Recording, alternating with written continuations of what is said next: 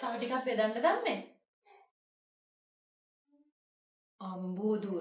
ආයෙනම් කන්න බෑ. මේ කන්නේ දෙවෙනි පාරනේ. මට සීනි වැඩි වෙයි. ඩොක්ටර්ගෙන් තමයි බැනුම් අහන්න වෙන්නේ. මම මේ දෙවෙනි පාර කෑවෙත් කෑම රහ වැඩි කමට. දුවට කටරාට යන්න පුළුවන් නේ.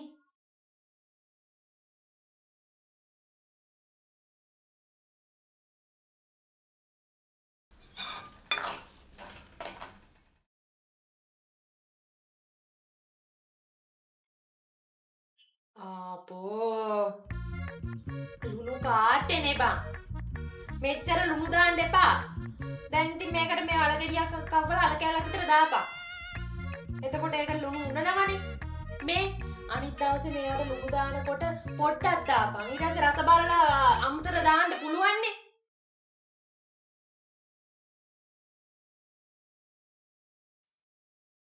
මේ සුදු අද මට සමිතිය උඹට පුළුවන් නේ හොද්දක් බතක් හදලා තියන්න. අනේ මට බෑ. ඔන්න පටන් ගත්තා. උඹගේ බෑය. ගිහින් දෙන්නේ බලපන්. හදපන් හොද්දකුයි බතකුයි. මම මේ සමිතියට යන්න ඕනේ. උඹ දැන් බැඳලා ගිය කාලෙකත් මම දැවිලා උඹට උයලා දෙන්න ඕනේ.